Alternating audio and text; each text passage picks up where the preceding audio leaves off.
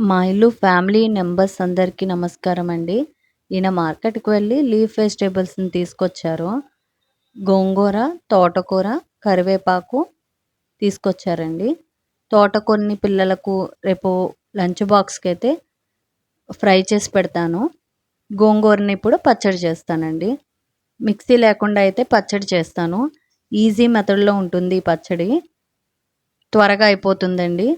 వీక్‌లో 2 టైమ్స్ అయితే leaf వెజిటబుల్స్‌ని compulsory పిల్లలకి చేసి పెడతానండి నేను. లీఫ్ వెజిటబుల్స్‌లో ఎక్కువ పోషకాలు ఉంటాయి కదండీ! కంపల్సరీ లీఫ్ వెజిటబుల్స్‌ని పిల్లలకి, పెద్దవాళ్ళకి పెట్టాలండి. అయితే నాకు తోటకూర, గోంగూర కట్ చేయడం అంటే చాలా కష్టమైన పనండి. కట్ చేశాక దాన్ని శుభ్రం చేయడం కూడా కష్టంగా ఉంటుంది. అయితే మా వారు నేను కట్ చేస్తే ఆయన వాటర్‌తో శుభ్రం చేస్తారండి. ఇసుక ఉంటుంది కదా! అందుకే నాకు కొంచెం కష్టంగా అనిపిస్తుంది. నేను ఎంత శుభ్రం చేసినా ఎక్కడో చోటున ఇసుక తగులుతా ఉంటుందండి. అందుకని ఈయనే శుభ్రం చేస్తారండి. నేను హెల్ప్ చేస్తున్నానని చెప్పండి. లాస్ట్ టైం షీకి పనిచేస్తుంటే షీకి ఎక్కువ నాకు హెల్ప్ చేస్తాడని చెప్పాను కదా! అయితే పండు అయితే నేను కూడా హెల్ప్ చేస్తున్నానని చెప్పు అని చెప్తున్నాడండి. వాడు గోంగూర ఒలుస్తున్నాడు. పిల్లలు ఏదో ఒకటి నాకు హెల్ప్ చేస్తూ ఉంటారండి ఇద్దరు. వాడు చిన్నోడైతే వర్క్ చేసుకుంటున్నాడు. సండే పండు గ్రౌండ్‌కి వెళ్ళాడు కదండీ! అక్కడైతే సైకిల్ మిస్ అయిపోయింది వాడిది. ఎవరో తీసేసారంట కనిపించడం లేదండి. అయితే మళ్ళా వాడు ఇబ్బంది పడతాడని అటునుంచి అటు వెళ్ళి వేరే సైకిల్ అయితే కొనిచ్చాము. అమ్మా, ఫ్రూట్స్ తీసుకునేటప్పుడు జాగ్రత్తగా తీసుకోండి. ఎందుకు?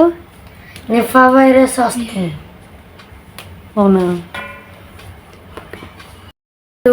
పందులు అవన్నీ కొరుకుతాయి కదా, దానివల్ల మనకి బాగోదు.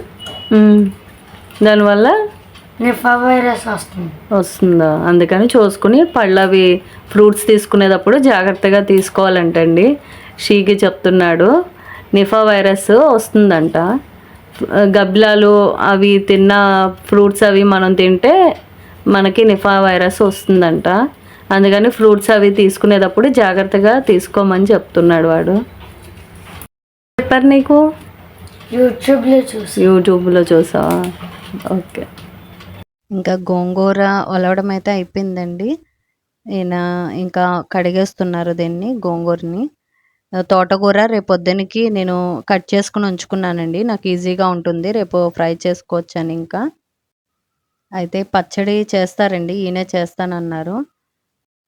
పిల్లలతో మేము ఎంత బిజీగా ఉన్నా వాళ్ళతో టైం స్పెండ్ చేస్తామండి. ఏదో వర్క్ చేసుకుంటాను, ఏదో వంట చేసుకుంటాను, వాళ్ళనైతే దగ్గర కూర్చోపెట్టుకొని మాట్లాడుతూ ఉంటానండి. వాళ్ళు స్కూల్లో జరిగిన విషయాలు అవి చెప్తూ ఉంటారు. షీకి ఈరోజు నిఫా వైరస్ గురించి తెలుసుకున్నాడు కదండి! ఆ విషయాన్ని నాతో షేర్ చేసుకున్నాడు వాడు. వాడికి తెలిసిన విషయాన్ని ఇంట్లో చెప్తే వాళ్ళు కూడా సేఫ్‌గా ఉంటారు అని. అమ్మ ఫ్రూట్స్ అవి తీసుకుంటుంది, జాగ్రత్తగా ఉంటుంది. ఈ నిపా వైరస్ గురించి తెలిస్తే ఫ్రూట్స్ అవి చూసుకొని తీసుకుంటుందని వాడి ఉద్దేశం. పిల్లలతో టైం స్పెండ్ చేయడం వల్ల వాళ్ళ మైండ్ డెవలప్ ఏ విధంగా ఉందో తెలుస్తుందండి. ఏ విషయాన్నైనా వాళ్ళు నాతో భయం లేకుండా చెప్తారండి. అది రాంగ్ అయినా, రైట్ అయినా సరే అండి.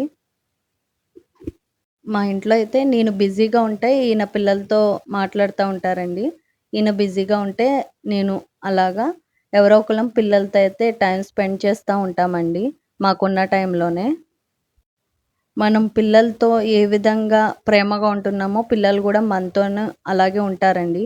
మనం మాట్లాడే దాన్ని బట్టి మన పిల్లలు కూడా మైండ్ సెట్ ఉంటుందండి. పండు సైకిల్ పోయింది కదండీ! వాడు వాళ్ళ డ్యాడీకి ఫోన్ చేసి చెప్పాడు సైకిల్ పోయిందని.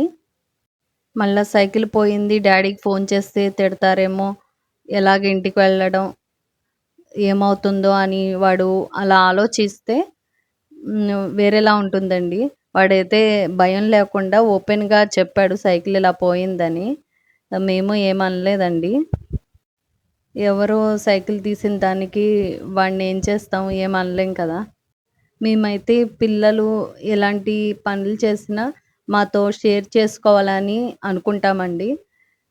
వాళ్ళు ఏ విషయాన్నైనా మాతో భయం లేకుండా చెప్పాలి అనుకుంటామండి. అందుకే పిల్లలతో మేము మదర్ అండ్ ఫాదర్ లాగా కాకుండా ఫ్రెండ్స్ లాగా కూడా మేము ఉంటామండి. వాళ్ళు మమ్మల్ని అలాగే ట్రీట్ చేస్తూ ఉంటారు. ఈ మధ్య పిల్లల్ని చాలామందిని చూస్తున్నామండి. చిన్న చిన్న మాటలకే వాళ్ళు ఇదైపోతూ ఉంటున్నారు. స్కూల్లో మాస్టర్ తిట్టారనో, లేకపోతే పేరెంట్స్ ఏదో అన్నారనో, అలా కాదండి. కాస్త పిల్లలతో ఏ పేరెంట్స్ అయినా టైం స్పెండ్ చేస్తే వాళ్ళు ఓపెన్‌గా ఉంటారండి. ఏ విషయమైనా మనతో చెప్తారు.